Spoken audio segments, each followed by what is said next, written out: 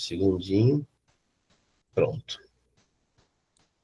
Bom, não preciso me apresentar aqui, que todo mundo me conhece, todo mundo a maioria é meu amigo aqui, então acho que dispensa a apresentação. Só para, eu acho que a Leonildes, né, que entrou aqui depois, é ela o nome dela?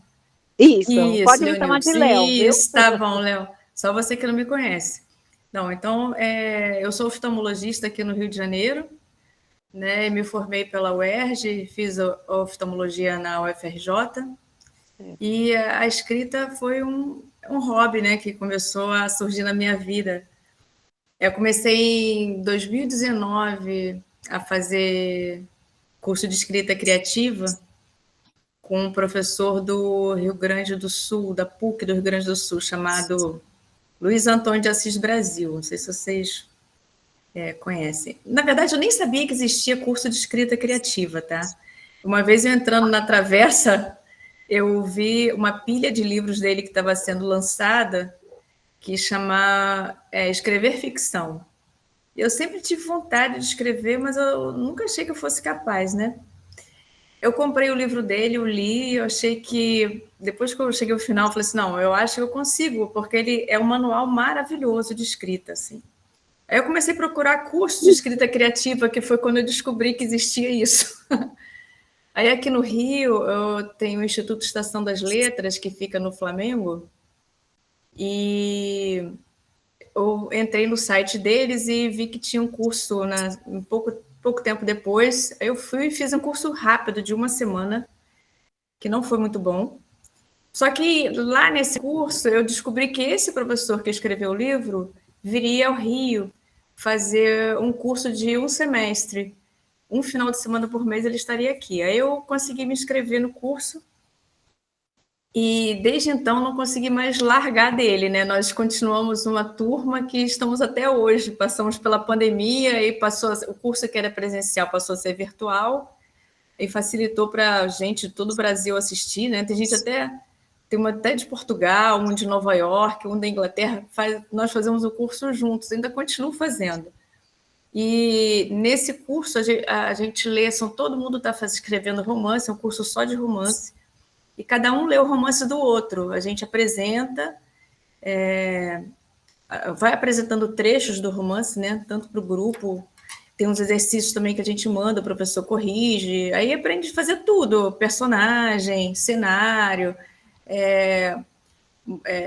a modificação de tempo, fala tudo sobre a narrativa, é muito interessante. Quem gosta de escrita, quem tem esse desejo de escrever um livro um dia, que acho que todo mundo consegue, é um curso bem interessante de se fazer. Bom, aí eu comecei a fazer esse curso com ele e daí surgiu a ideia de escrever esse livro, né? Não sei se vocês conhecem, essa é a capinha dele. Como foi a ideia, né? Na verdade, eu visitei Berlim na época, no ano que caiu o muro, só que eu não assisti a queda do muro nem nada. Foi uma viagem rápida que eu fiz. E aquela viagem, como eu fiquei muito impactada com a cidade, assim, e quando eu cheguei no Rio, assim, a viagem foi nas férias de julho. Em novembro houve a queda do muro, eu assistindo tudo aquilo na televisão, né? Eu era novinha. E aquilo ficou muito gravado em mim. Eu falei assim, um dia pensei, né, se eu tivesse que escrever quando eu fui escolher um tema para fazer desenvolver o livro, eu pensei, acho que foi uma experiência muito impactante para mim. Eu acho que eu vou inventar uma história que inclua esse evento, né? Então foi aí que surgiu a Marina.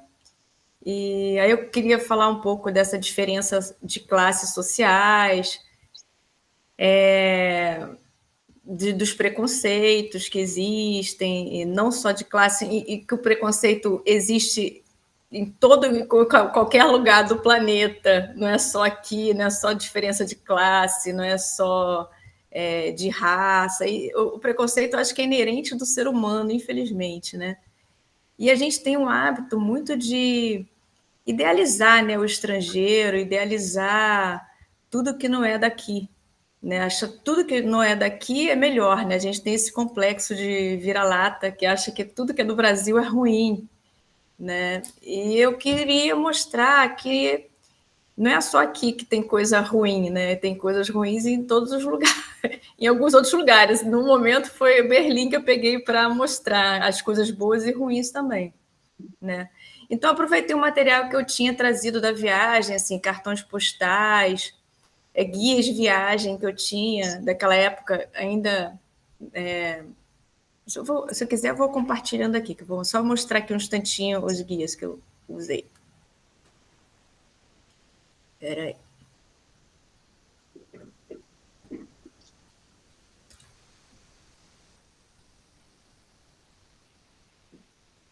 Só um instantinho. Bom, esses guias aqui foram guias que eu tenho desde aquela época, desde 89. Eu ainda tenho eles aqui em casa, tá? Esse aqui, principalmente. E esse aqui, a minha capa, Compartilhado. eu trouxe. Não entrou, não? Ah, então peraí, deixa eu voltar, peraí. Acho que você tem que deixar a tela aberta para conseguir compartilhar. Espera só um instantinho. Minha tela estava aberta. Peraí. Deixa eu entrar aqui, peraí. Não. Qualquer coisa eu chamo a Clarice aqui de novo.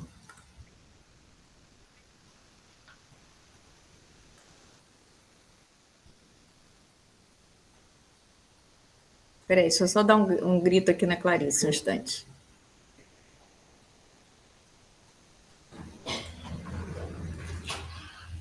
Eu queria... Aqui, ó. Olha aqui para mim um instantinho. Eu queria compartilhar a tela, mas aí eu saí da outra. Peraí, mostra. Então, aqui, tô aqui. Aí eu queria compartilhar a tela aqui, tá vendo? Peraí. Tira a mão do mouse ali. Aqui. Tá, minha salvadora, viu? Aê! Viu? Nada como ter estar em casa, né, gente? Que legal. Somos todos amigos aqui. Estamos todos aprendendo. Eles estão vendo sua tela? Estão vendo minha tela? E olha só, Sim, já tá descobri, perfeito. tá? Pode mostrar, pode aparecer nós aqui do lado, olha que legal. Não, mas você tem que falar. Tá, tudo bem. Bom, aí esses foram os guias que eu usei na época da minha viagem. E aqui é engraçado porque mostra... Opa, botei aqui. Mostra a cidade dividida, né? Naquela época. E eu consegui visitar, passar um dia na Berlim Oriental também, e também foi mais surpreendente ainda, né? Que era uma diferença assim, absurda entre um lado e outro, muito discrepante, sabe? Tem esse outro livro aqui também que eu uso, que era Berlin Früher und Heute, que tem várias fotos comparando aquela época com a atual. E esse outro livro aqui, que tem vários pontos turísticos e era daquela época também. Eu fiz muita pesquisa, assim, tudo que eu queria escrever, eu queria confirmar se aquilo realmente fazia sentido, né? Isso não era algo da minha imaginação. Então, eu fiz muita pesquisa aqui são alguns dos links que eu usei, assim, para você ter uma ideia. No livro tem uma cena em que eles dançam. O Ralph está ensinando a Marina a dançar. Spoiler! Não, isso foi um spoiler pequeno. Está ensinando a Marina a dançar valsa, e para isso eu nunca dancei valsa, né? Então eu entrei no link como dançar valsa. Eu ia lá, eu pegava passo a passo como é que era fazer para dançar valsa. Então, isso é muito legal, porque às vezes para eu escrever um parágrafo, eu fazia várias pesquisas para chegar até o que eu queria, sabe? E você vai, é uma coisa que vai puxando outra, que vai puxando outra. Os temas são muito... eu aprendi muito escrevendo livro, né? Eu aprendi muita coisa que eu não sabia, né? Isso eu achei muito, muito interessante. Deixa eu só voltar aqui a comparar. Aqui, peraí. Bom, aí tem só um exemplo aqui de todos que eu falei, dos lugares que eu fui, dos fatos que aconteceram. por exemplo, que era um Shabat, por exemplo. Tem uma cena que eu falo sobre o Shabat. Eu não tinha ideia de como é que era, né, um Shabat. Eu fui, o que significava, como é que era, que eu fiquei com medo de dar alguma gafe, de alguma pessoa dessa fé ler e achar, nossa, falou um absurdo. Conversei com pessoas que eram judias, falei, tá certo, é isso mesmo, assim, é assim que vocês fazem. Aí, para me confirmar, o local onde ela ia comer, almoçar com a mentora dela, né? Eu escolhi eu comecei a procurar restaurantes antigos daquela época no bairro onde eu vi onde esse prédio aqui chama-se Biarritz, né? Esse edifício é um edifício Art Deco, e onde se passa a maior parte do livro, na parte do Rio de Janeiro, passa nesse edifício. Eu tinha uma amiga que morou nesse edifício e eu frequentei ele, então eu achava esse edifício maravilhoso. Eu falei assim, nossa, eu tenho que escolher um lugar para colocar a Marina, né? A casa onde ela vai morar, né? Trabalhar. Então, eu achava esse edifício lindo, aí eu coloquei ela morando aqui. Então, tudo que eu vou pensando em fazer, que eu vou criando uma cena com a personagem, eu vou partindo de muitas fotos, muitas imagens que eu vou utilizando para ficar mais real, né? Porque se você... Eu preciso disso ainda, eu preciso de algo concreto para manter essa realidade. Por exemplo, esse aqui é o restaurante que eu citei também no livro, onde ela almoçou, tem uma cena dela almoçando. Esse restaurante realmente existe, é um restaurante super antigo no Rio, né, bem tradicional. Aí eu coloquei ele lá também. Então, eu entrava no site do Café Lamas, por exemplo, para tentar ver como é que era a decoração dele, por dentro, por fora, como é que ela faria para chegar ali. Eu não moro no Flamengo, né? Como é que são as ruas de acesso, entre o trajeto do prédio que ela morava até esse café, quais ruas que ela teria que atravessar para chegar lá. Então, tudo foi feito com muito cuidado, né? Eu não sei se todos vocês conhecem bem o Rio, né? Esse aqui é o Bondinho de Santa Teresa, naquela época de 1980, né? Agora ele já foi reformado, já não é mais assim. Ele tinha acesso, você entrava na lateral e ela era toda aberta, né? E as pessoas subiam e desciam, às vezes pegavam literalmente o bonde andando por aqui. E essa outra imagem que eu coloquei, que é a fábrica do sabão português, que tinha um cheiro horroroso na Avenida Brasil, eu também queria pegar essa imagem para vocês verem. Então, eu já não me lembrava mais disso, né? Eu tive que pesquisar para relembrar. Então, tudo que eu falo aqui do Rio de Janeiro, para vocês que não são do Rio, são imagens reais, né? São os lugares existem, as ruas existem. Eu tentei ficar bem próxima do que... E eu tentei buscar as imagens daquela época, de 1989, né? Que tudo modificou, né? Essa fábrica nem existe mais, foi demolida já há muito tempo, né?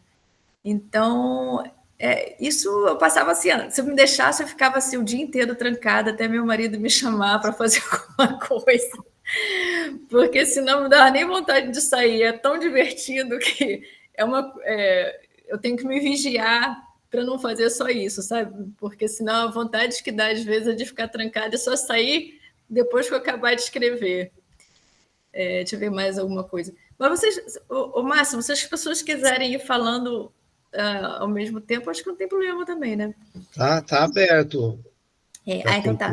Então, outra coisa que eu quis dividir o livro foi fazendo essa metaliteratura, né? Fazendo referência a alguns personagens e alguns livros da literatura, e baseado nele os diálogos que a Marina tinha com a senhora, né? Porque a senhora fez um papel de mentora na vida dela, né? Foi como ela vindo... Ai, não posso dar spoiler.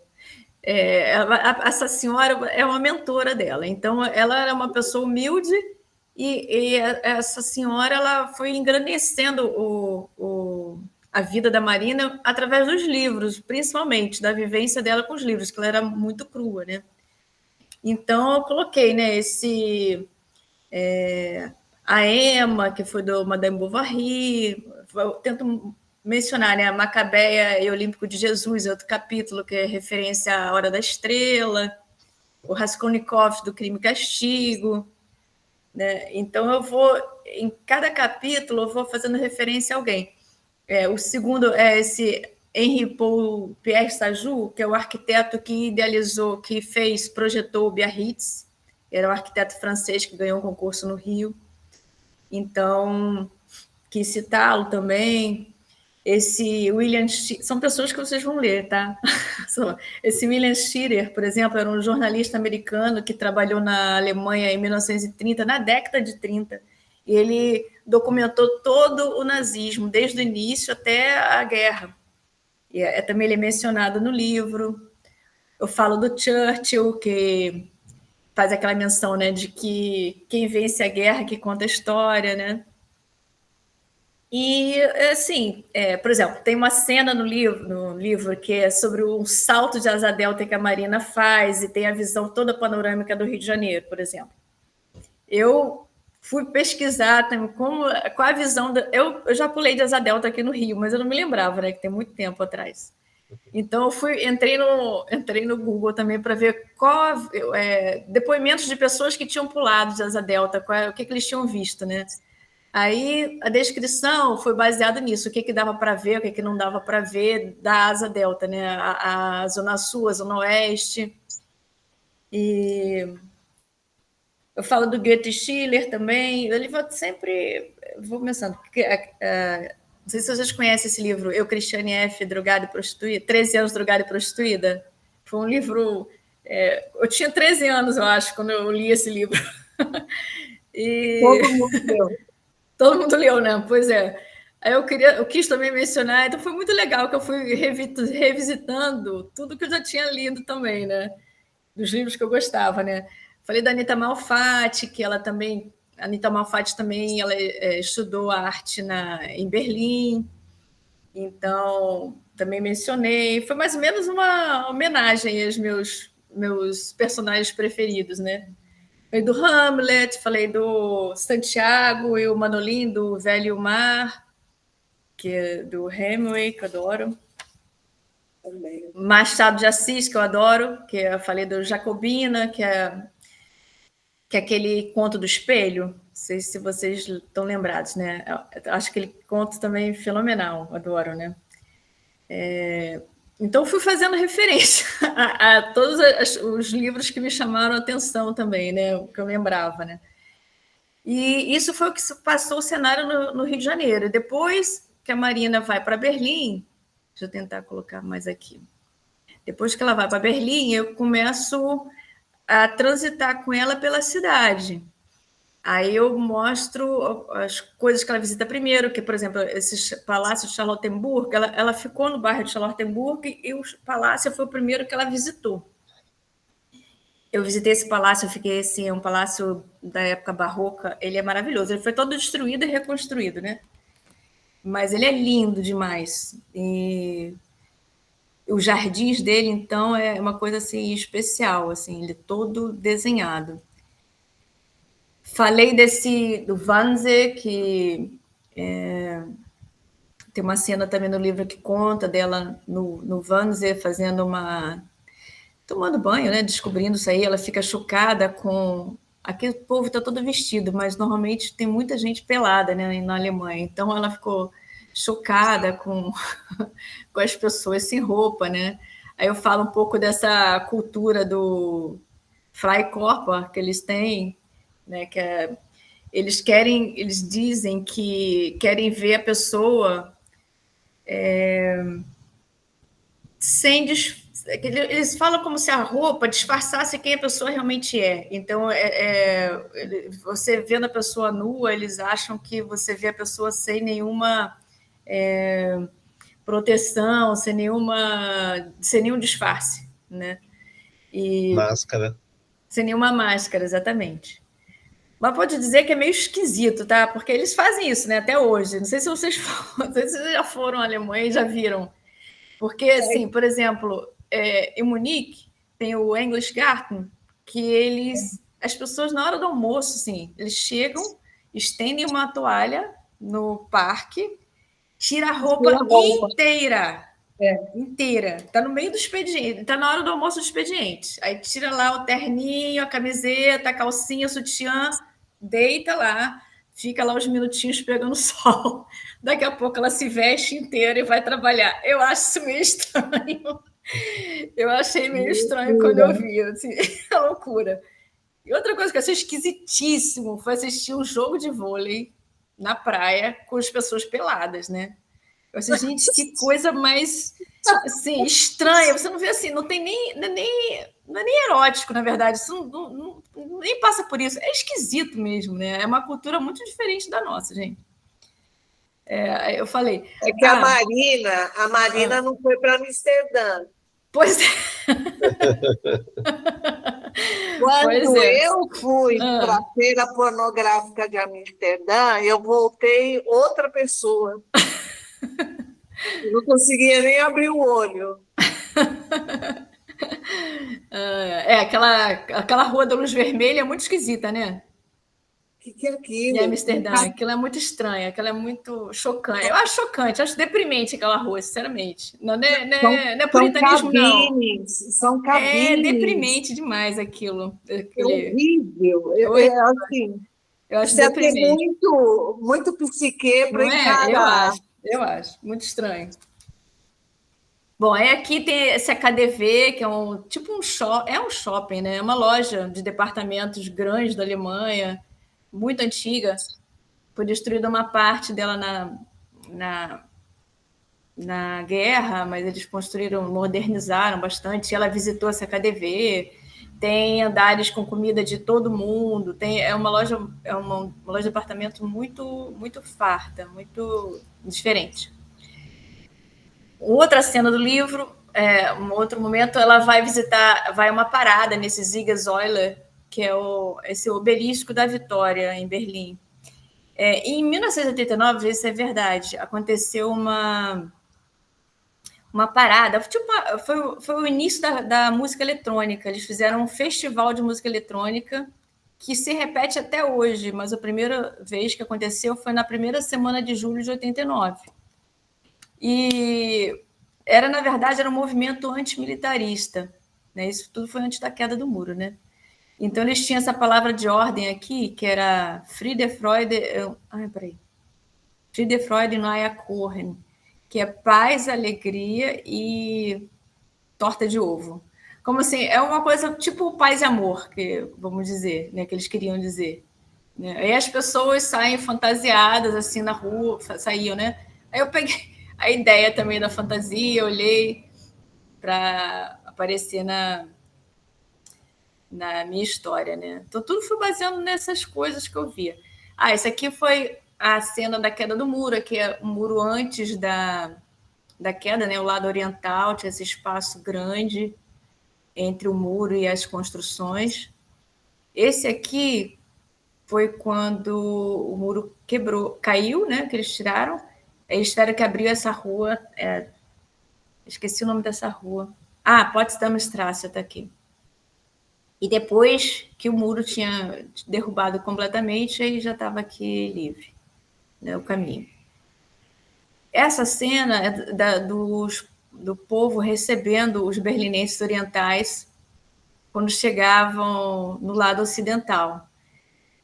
Assim, eu assisti vários vídeos dessa época e depoimentos de repórteres que estavam presentes aqui e falando que foi uma comoção, que as pessoas recebiam abraçando todo mundo, que nem sabia quem era o quê, na verdade. E os berlinenses orientais ficaram deslumbrados, saíam comprando café, chocolate do lado ocidental, ficavam deslumbrados com as cores das lojas, né? Porque lá era tudo muito cinza, né? Eu me lembro que quando eu fui, eu tentei comprar um souvenir, eu não consegui comprar, não tinha nada para comprar. Eu comprei um pouco de uns cartões postais para trazer como souvenir, porque não tinha nada para comprar, era um horror, realmente. Né? Mas... deixa eu ver aqui. Bom, deixa eu só dar uma paradinha aqui antes. Então, aí ele... deixa eu voltar lá.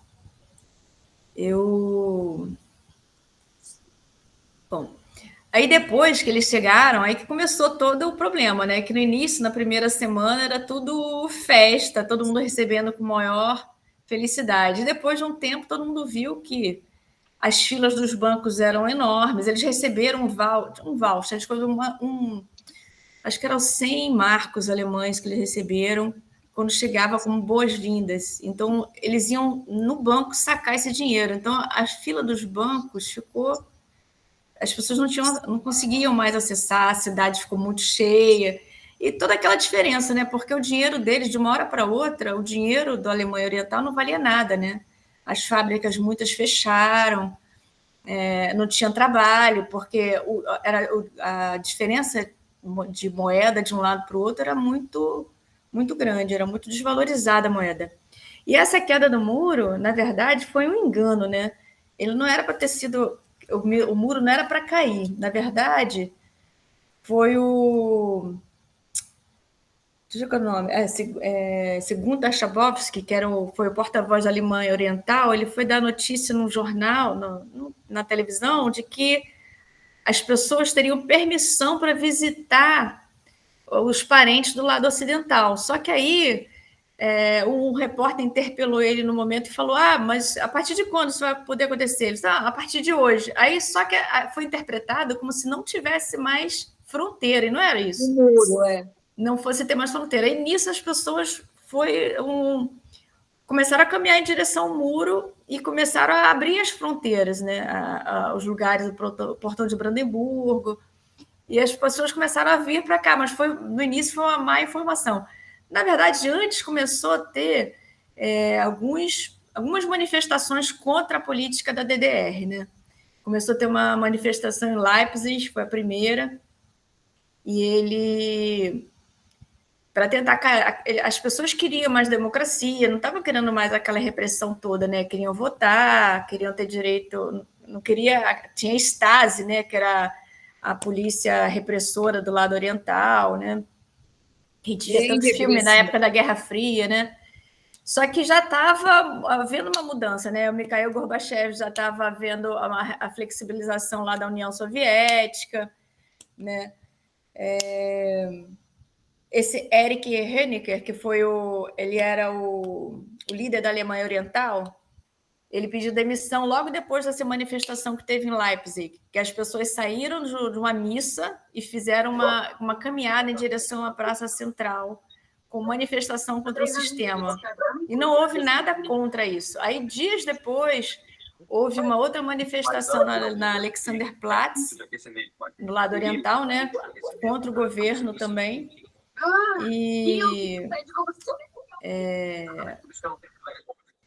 Também contra o governo, e aí, quer dizer, aí foi uma coisa caminhando contra a outra, né? A polícia já não ia mais contra eles, já não estavam prendendo mais as manifestações. Esse Erich Honecker, ele pediu demissão, e depois ficou o Egon Krenz, né? Foi quem fez a reunificação. E na época o Helmut Kohl falou, eles começaram a pensar que, na verdade, teve a queda do muro e no primeiro momento, mas depois que eles foram pensar na reunificação da Alemanha, a princípio isso não tinha sido pensado também. O Helmut Kohl teve como exigência que, para reunificar a Alemanha, o lado oriental teria que permitir que houvesse tivesse eleições, tivesse formações de sindicatos, a liberdade do povo fosse dada. Teve uma série de exigências que teve que ser cumprida para reunificar a Alemanha, né? E não foi uma reunificação fácil.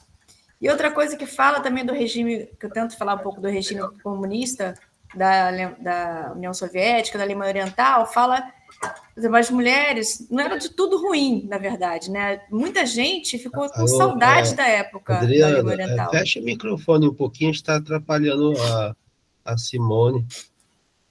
Obrigado. Muita gente gostava do regime da Alemanha Oriental. As mulheres tinham 3 anos de licença maternidade, não tinha desemprego, não tinha fome, essas coisas que a gente...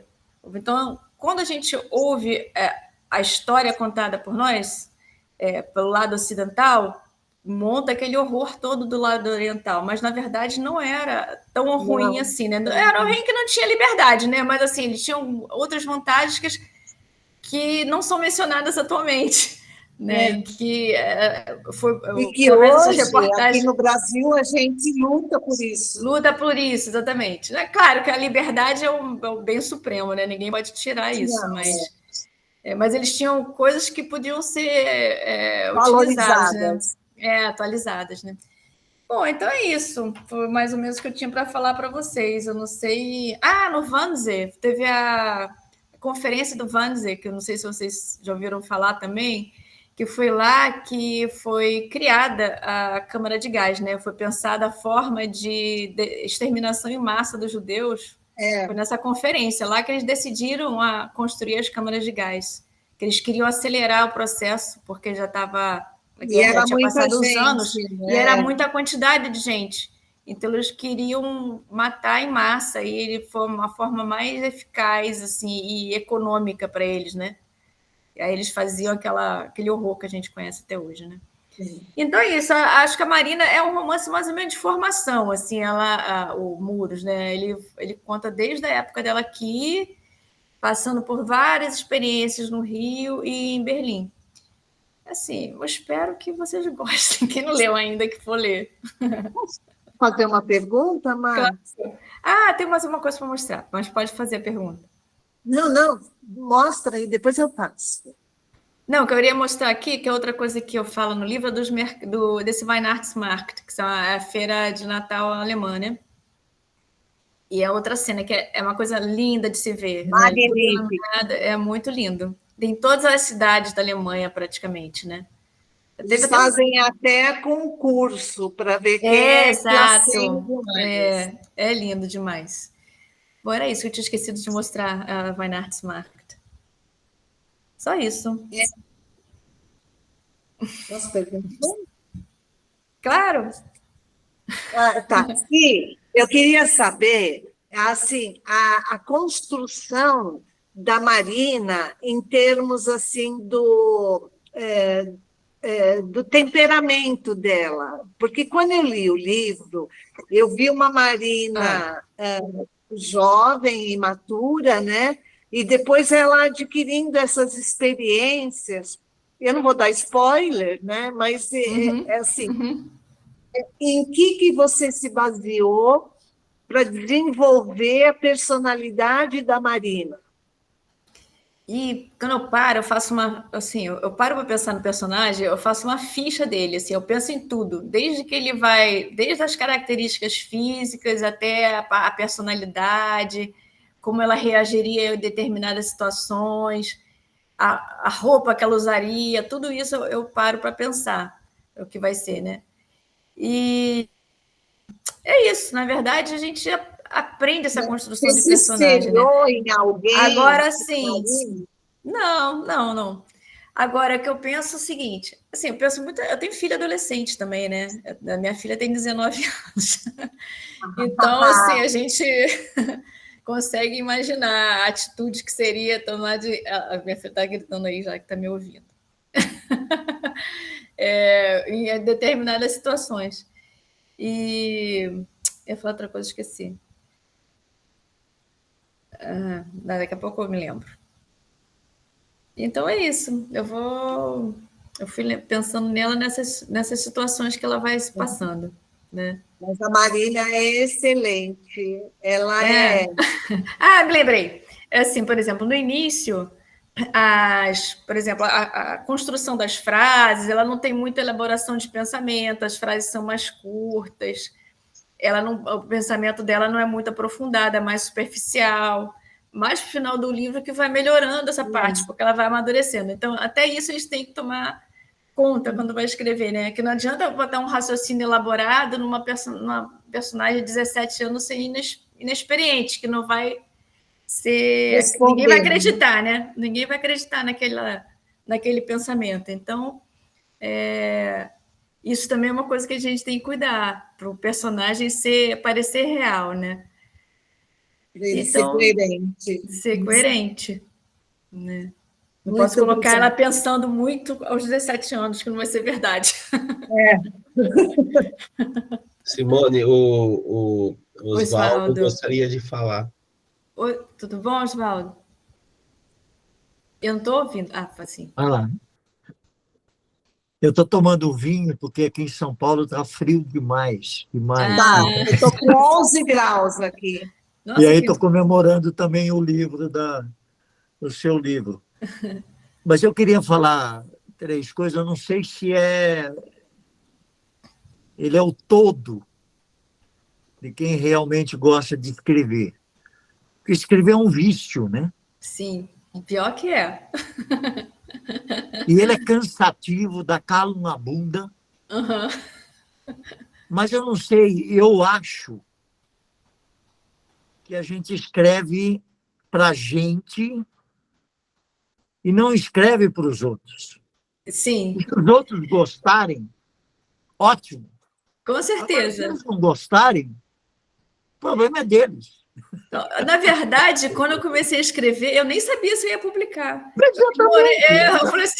Eu falei assim, quando eu acabei o livro, eu falei assim, não vou publicar. Aí Porque eu passei, todo mundo falou, não, você tem que publicar, pode publicar. pelo menos eu penso dessa maneira. Eu acho que, por Sim. exemplo, a vida é um sonho, Sim, né? E escrever é viajar nesse sonho. sim. Então, na realidade, por mais que você tenta articular e personificar algumas pessoas no livro, você, na realidade, está escrevendo sobre você. Sim, sempre eu escrito a partir de Não é nós, uma né? biografia, Não, não é nada disso, mas, na Sim. realidade, você carrega sim, nas tintas aquilo que você gosta, claro. você desvia o caminho daquelas coisas que você não gosta, né? Eu não li o seu livro ainda, mas eu vou ler, Sim, eu prometo. Mas eu acho que as revoluções, elas mudam culturalmente todo mundo, né? Você estava falando da maneira como as pessoas se comportaram com a queda do Muro de Berlim. Eu estive na Alemanha, uhum. visitei os 2 lados, tem um vídeo que eu fiz do muro, e depois eu vou colocar Que legal. para vocês verem. Bacana.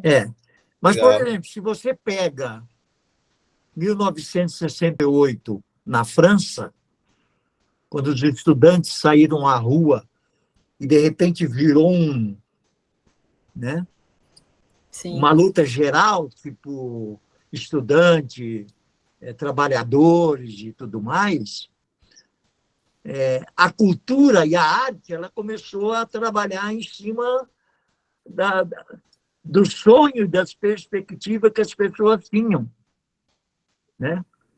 Eu li recentemente um trabalho sobre a Revolução, sobre 68 na França, e eu vi algumas frases que era pichada que eu achei assim, maluca, de tão interessante que elas eram. O sexo da noite sorri ao olhar unânime da revolução.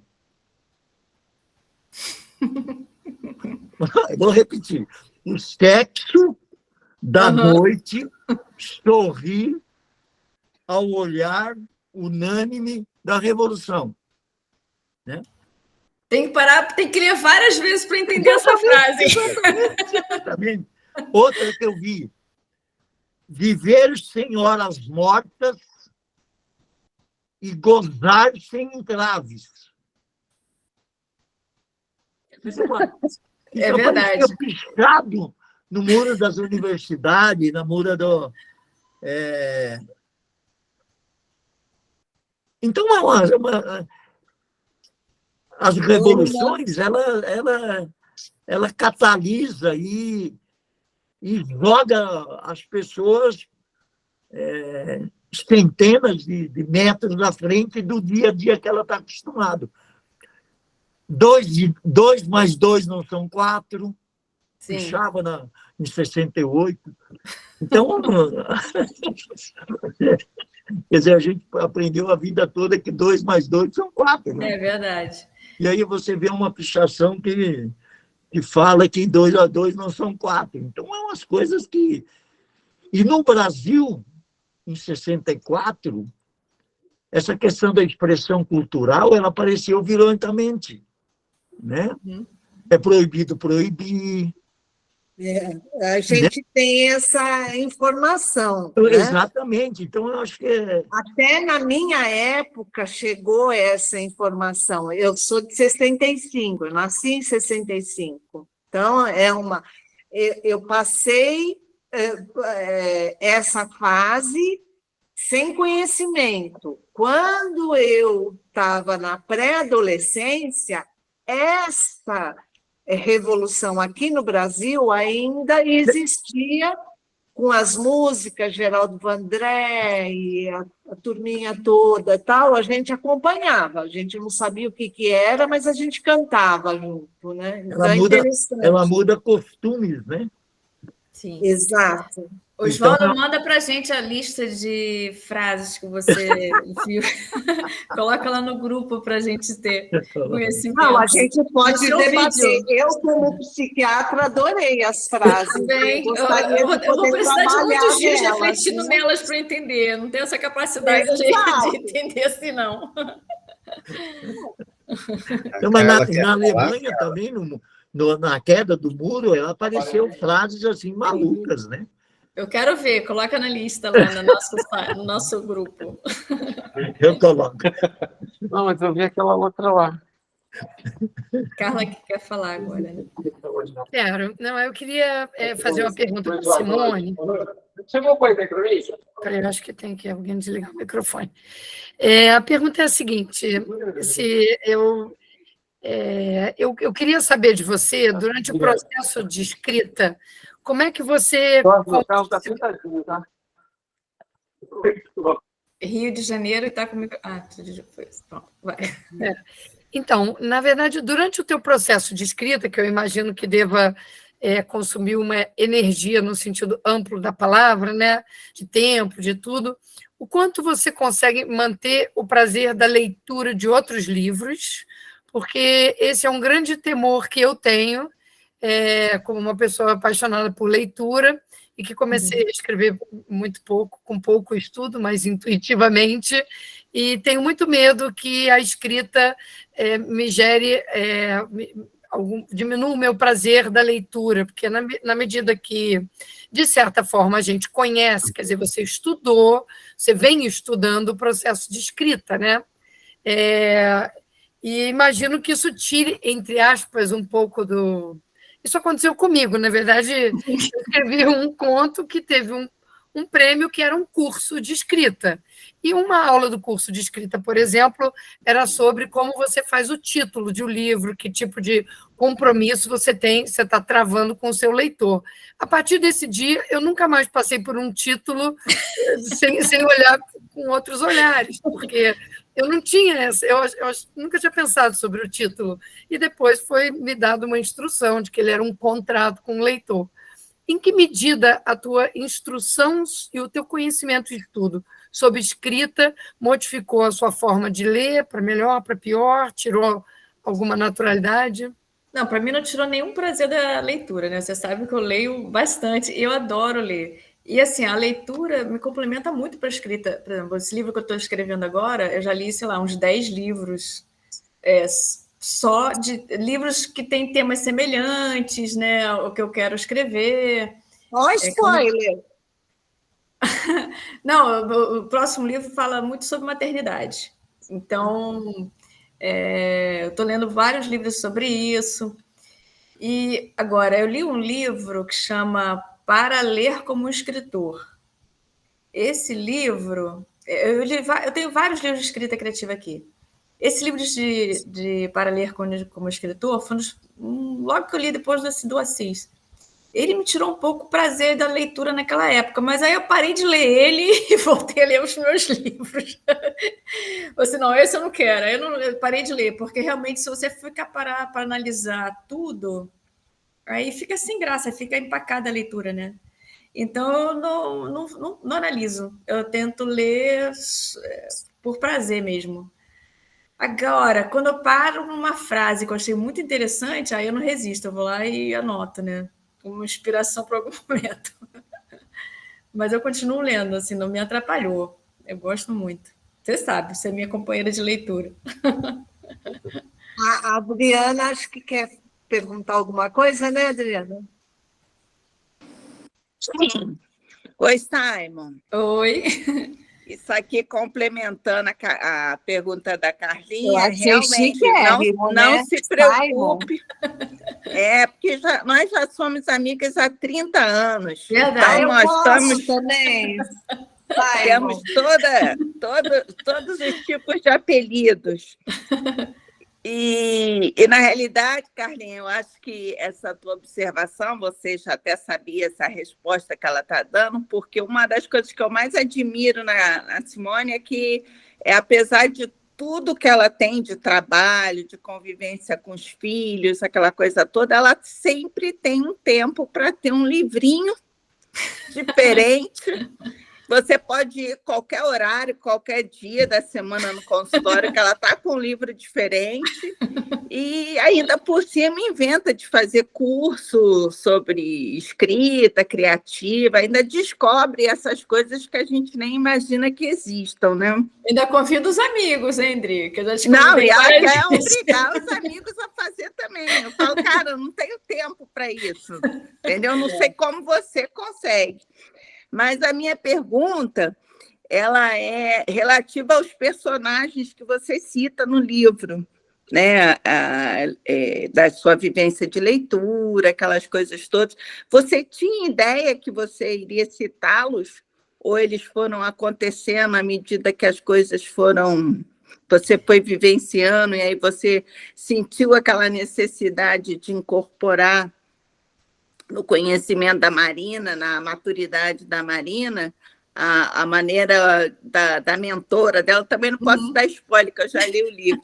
Então, a mentora, ela introduziu muita cultura na vida da Marina. Então, a maneira como você conseguiu fazer com que a Marina crescesse foi através disso. Mas você já tinha isso tudo organizado na sua cabeça? Ou isso foi acontecendo à medida que você foi escrevendo o livro? Não, isso já tinha tudo organizado, não só na cabeça, como no computador. Quando eu começo a escrever, eu já tenho todos os episódios que vai acontecer do início ao final do livro.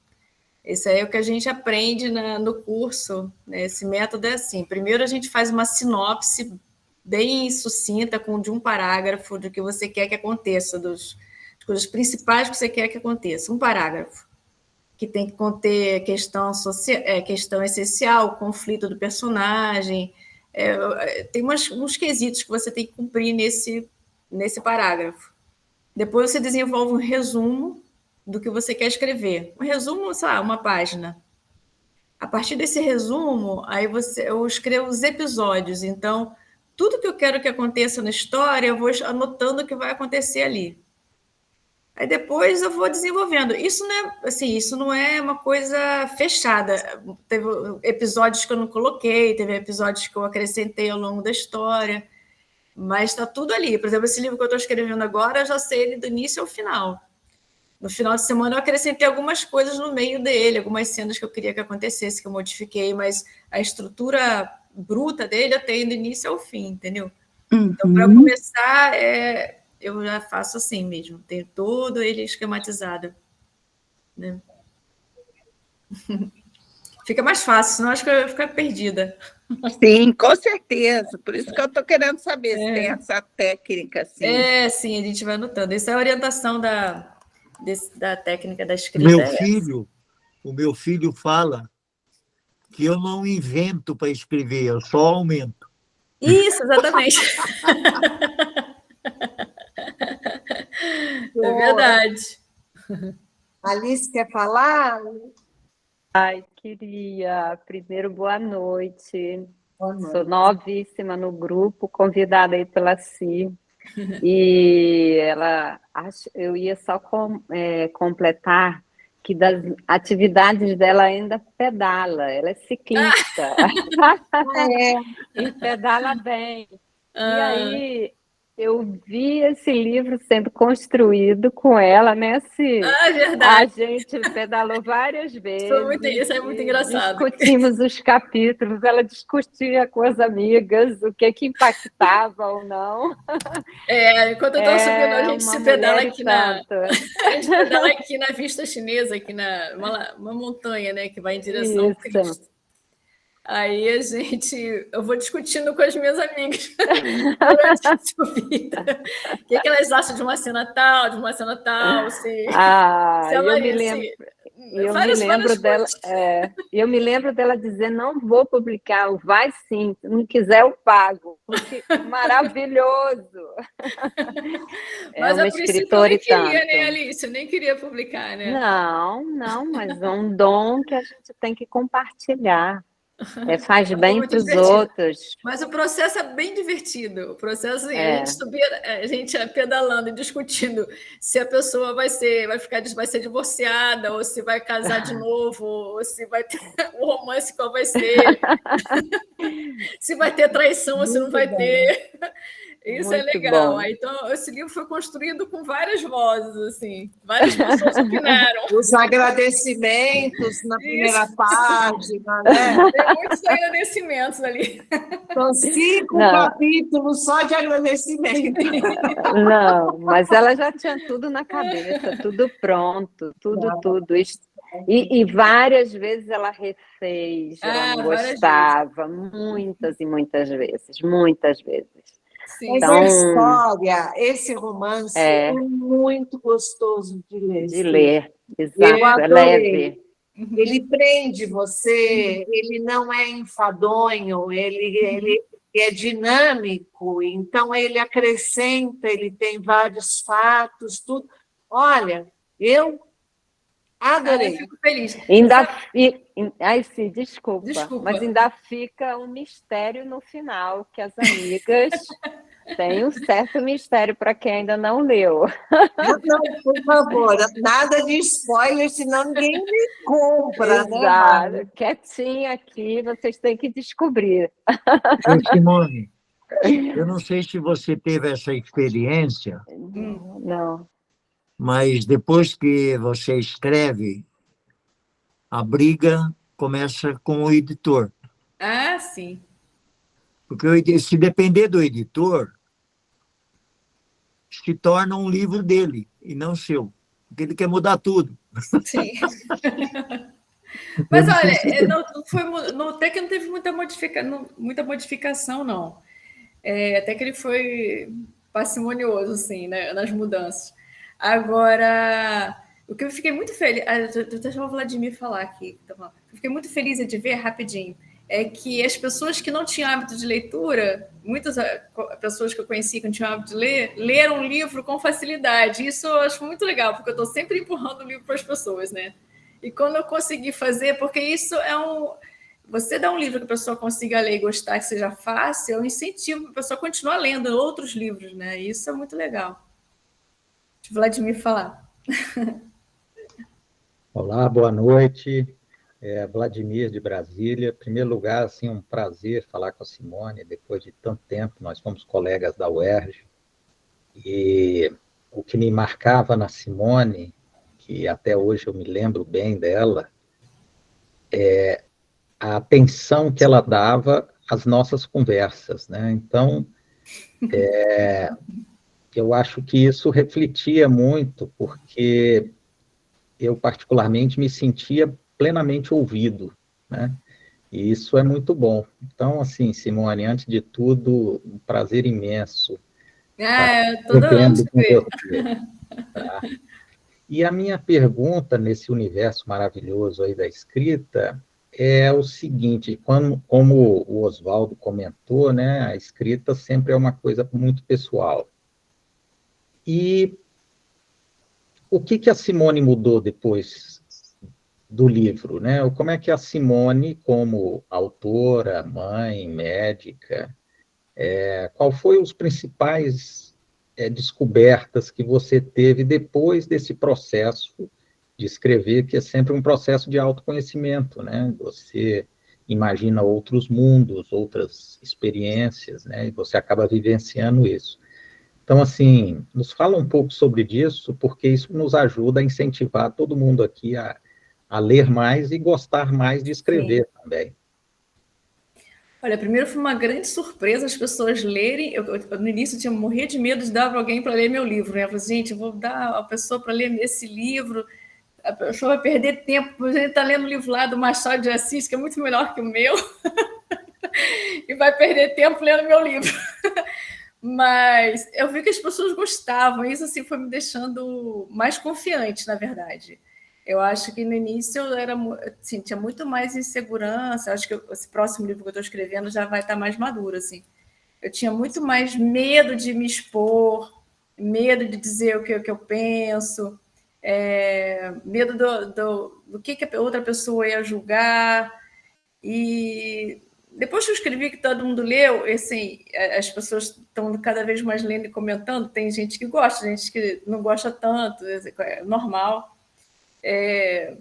Mas, assim, você vê que eu vou perdendo mais o medo, acho que eu estou mais confiante, né? Acho que isso foi o que mais resultou no livro, né? Todo esse processo. Antes eu tinha, até para você ter noção, eu tinha vergonha de dizer que eu escrevia, então eu não falava para ninguém que escrevia. Hoje em dia, por exemplo, o paciente entra na sala, no meu consultório, e eu não tenho vergonha de dizer, eu falo que eu escrevo, eu sempre falo, você gosta de ler? Vou te indicar um livro, esse livro eu escrevi, lancei ano passado. Então, assim, antes eu jamais falaria, ano passado eu jamais falaria isso para um paciente, né? Eu falei assim, pô, se eu disser para um paciente que eu escrevo, ele vai achar que eu não sou boa médica, ele vai achar que eu estou perdendo meu tempo, que eu devia estar estudando oftalmologia para escrever livro. Mas a surpresa foi muito boa, porque quando eu falo que eu escrevo, os pacientes adoram, eu acho muito legal, aí eu acabo indicando. Eu já tinha hábito de indicar vários livros, né? O paciente entra no consultório, começa a conversar de livro, eu acabo trocando muita figurinha, né? Eu indico, eu adoro indicar. Então, o paciente volta na outra consulta me falando o que achou do livro, isso é muito legal. Não do meu livro em si, dos livros em gerais que eu indico, né? Mas eu fiquei mais segura. Assim, antes eu não teria coragem de dizer que eu escrevo, e agora eu tenho coragem de dizer, por exemplo. Né? Antes jamais pensei em fazer uma live falando de um livro. Olha, um monte de gente está levantando a mão. Pronto. Eu não sei, eu não consigo ver aqui, Máximo, quem está levantando a mão. A Flávia, quem mais? Adriana e Alice. Adriana e Alice já falaram. Né? A Flávia levantou a mão agora, não sei quem mais. Não, só Adriana. Adriana. Só a Adriana agora. A Flávia tinha levantado, né? Agora não parou mais. A minha mão levantou sozinha, não fui eu que acionei, não. Viu? Porque ela já estava...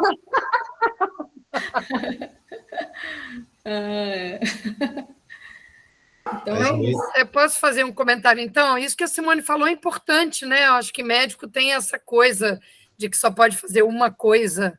Interessante isso, né? De que depõe contra, apesar de ter tantos médicos e escritores, né? Na história não é uma coisa tão rara, mas acho que a gente tem um pouco isso, né? Essa sensação de que eu devia estar fazendo outra coisa. É triste. Gente, eu cheguei e falei para o meu professor de escrita, o Assis, ele falou assim, esse pensamento não está te ajudando em nada. Eu falei assim, Assis, às vezes eu me acho uma farsa. Lançar um livro, eu estou parecendo uma farsante, estou fazendo uma coisa que eu não sou capaz de fazer. Assim, eu sou médica, eu não sou escritora, né?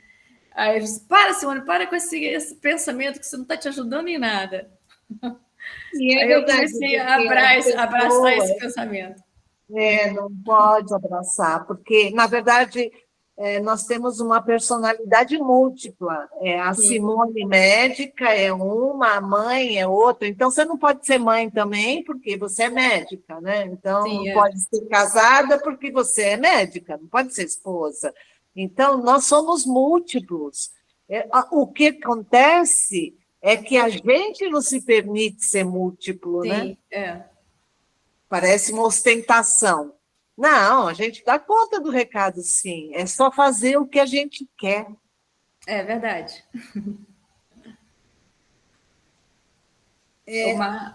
Desculpa. Albênio. Agora o Boa noite, Albênio. Albênio Olá. quer falar? Entrei um pouquinho mais tarde, infelizmente me atrasei, mas queria parabenizar a Simone. Eu não li o livro ainda, né? Estou aqui Obrigada, Albênio. para ler, mas vou ler nos próximos dias. Parabenizar pela construção aí e pela toda o critério, né, de construção, formatação do livro em si. Eu escrevi não necessariamente com toda essa estrutura, foi assim mais súbito mesmo, porque eu planejava escrever só no futuro, né? Mas eu pretendo sim escrever um próximo livro com uma organização melhor. Para ter ideia, a minha sinopse foi construída depois de ter escrito o livro, foi totalmente inverso, mas enfim, é muito legal, assim, o bacana é que tem todas essas possibilidades, né? Escrever realmente é encantador, e sobre essa questão de leitura, né? Você fica até mais querendo ler, mais ânsia por leituras, e é enriquecedor demais. Parabéns mais uma vez. Obrigada. Simone, ficou excelente a live, parabéns. Teu Obrigada. livro, acho que despertou curiosidade em todos que ainda não leram, né? E eu queria fazer um comentário sobre a questão da escrita. Eu gosto de poesia, né? Não imagino escrever um romance, mas eu acho que quando a gente escreve, aquilo tem uma ressonância enorme conosco, né? Então a gente se identifica, a gente quer aprender mais, quer ler mais. Eu acho que é o processo contrário. Eu incentivo bastante os pacientes a lerem, e de um tempo para cá também tem incentivado a escrita, porque acho que solta um sentimento, ressignifica alguns acontecimentos, então tem muito valor. É isso, parabéns. Obrigada. Bom, estou curioso para ler o livro, já li uns trechinhos. Depois eu quero ver os comentários. Vocês todos podem comentar depois para mim, lá, depois que lerem, lá no Instagram, se vocês quiserem. Eu já li, achei maravilhoso. É Cibarata no Instagram. É fácil de ver, eu vou botar no WhatsApp. Tá bom? Tá, parabéns. Obrigada.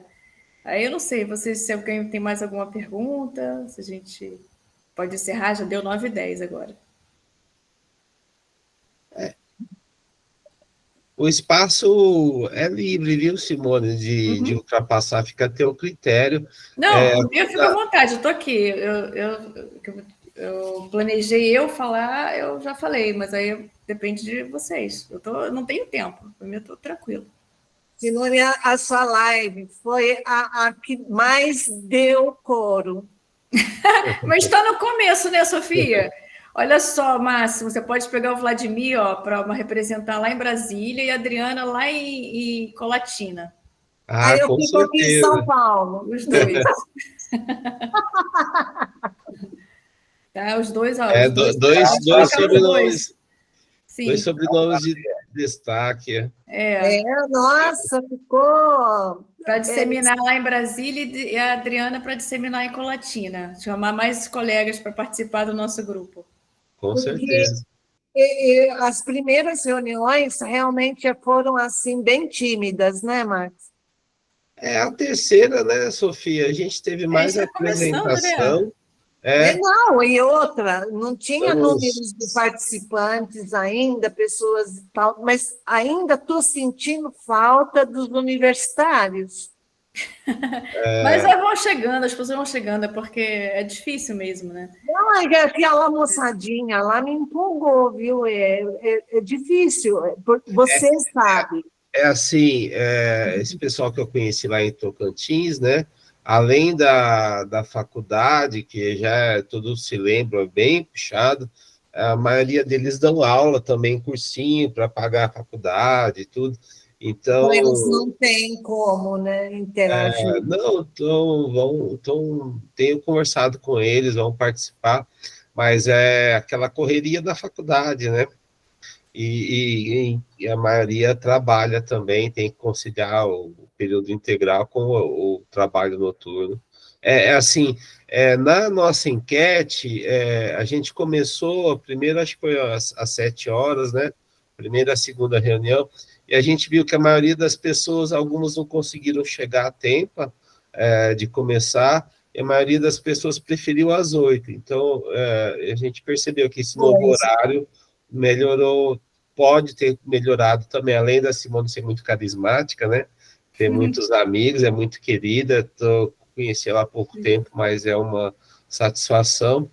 Agora, o dia da semana também é algo que a gente, que eu percebi que tem mais, a maioria das pessoas prefere a quarta, e a gente começou as segundas, né, que achei que fosse um dia mais popular, mas pela enquete apareceu a quarta-feira.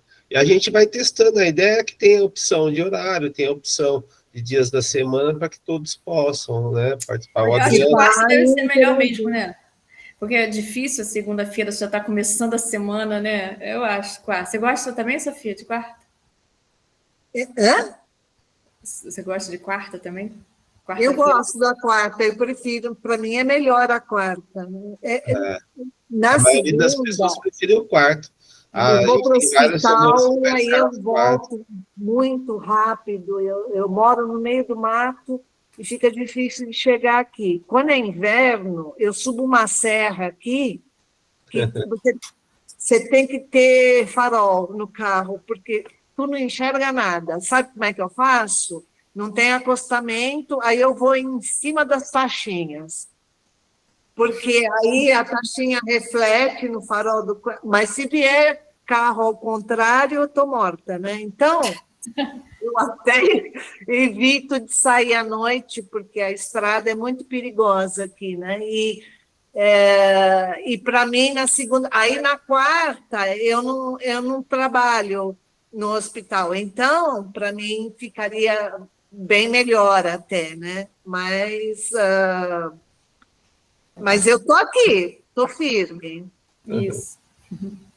Eu levantei a mãozinha porque eu queria fazer uma última pergunta para você, se você me permitir. Claro, fala, prazer. Pode? A gente está vivenciando uma questão dessa unificação ortográfica, né, de todes, não pode mais, não é ele e ela mais, é ele, sei lá, eu já não entendo mais. É uma confusão, né? Nesse sentido... todo, toda e todes. Isso, alguma coisa assim, mas outro dia eu estava vendo uma entrevista que realmente os meus neurônios ficaram meio confusos, porque ela falava em ides, iles, porque não é mais eles, é iles, ides. Aí eu fiquei muito confusa, e aí eu falei assim, eu desisti de ver a entrevista. Mas, enfim, a pergunta é, como que fica essa escrita fora dessa unificação, digamos assim, que pode ser momentânea, que pode ser uma coisa de uma época de modismo, que depois vai passar, ou que não, ou como é que fica isso dentro da sua construção, né? Enfim... Não, assim, eu acho que na reforma ortográfica ainda não entrou essa questão de gênero, né? Embora seja ainda uma coisa informal. Né? Então, acho que não interfere, não, na escrita. O que eu percebi, por exemplo, foi, não questão de gênero, mas, por exemplo, algumas palavras que era do nosso vocabulário, um exemplo, criado mudo. Você não pode mais escrever criado mudo, porque... é pejorativo, né? É pejorativo, isso. Teve uma cena que eu escrevi que a fumaça, acho que a fumaça negra que saía do ônibus. Aí o editor falou, não coloca isso, não coloca essa palavra, negra, porque também pode chamar a atenção, alguém criticar por você estar colocando isso. Então, tem essas coisas que acontecem, sabe? Que às vezes, até por força do hábito, a gente escreve sem perceber. Porque nós somos educados assim, nós aprendemos a ler. Preconceito escreve, né?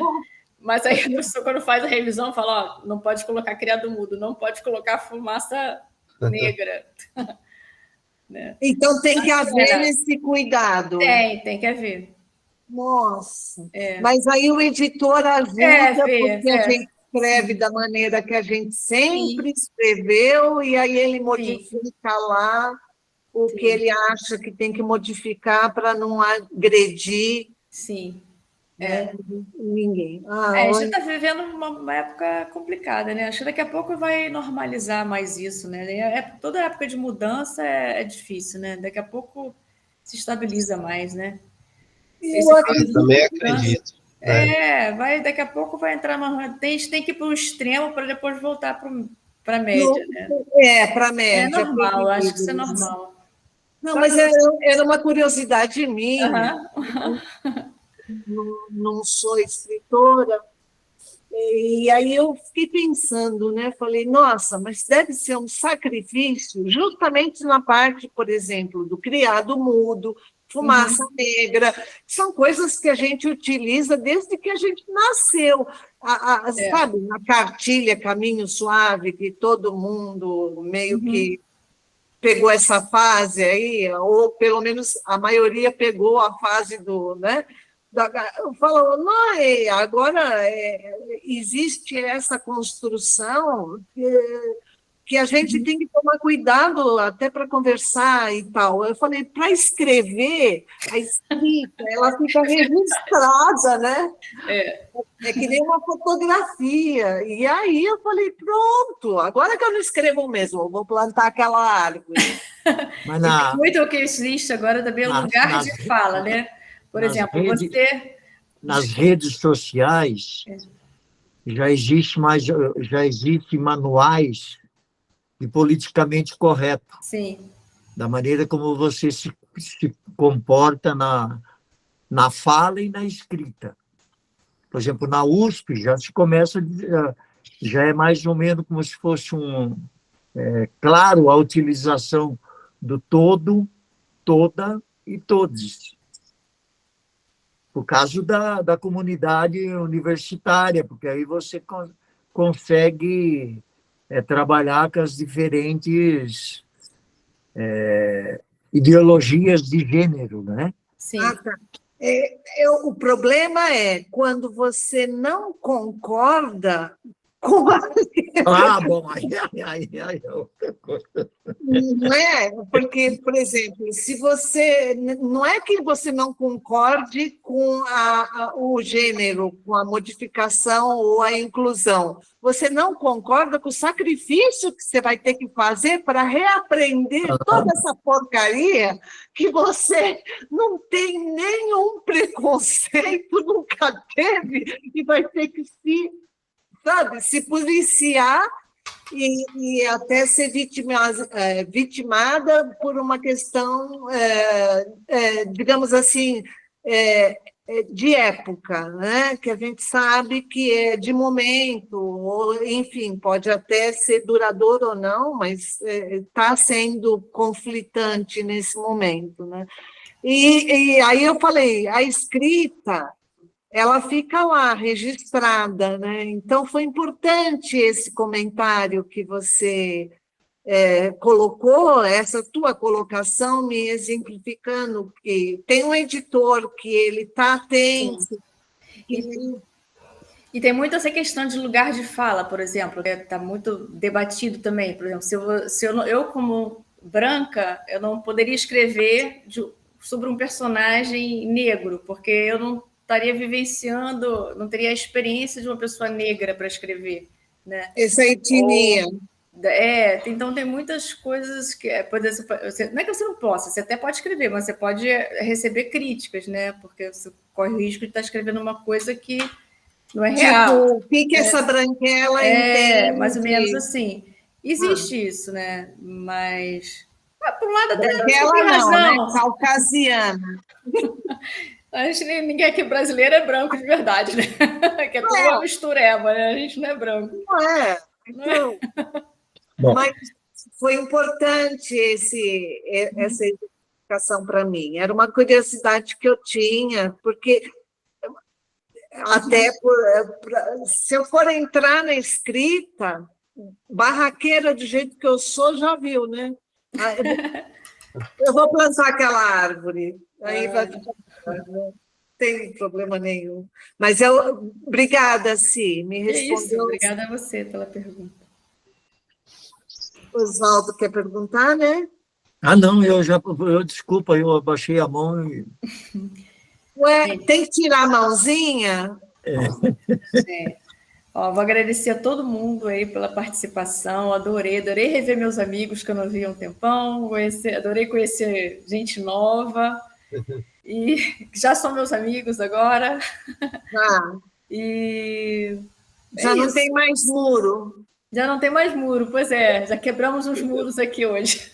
O próximo livro vai ser ponte, né? Isso.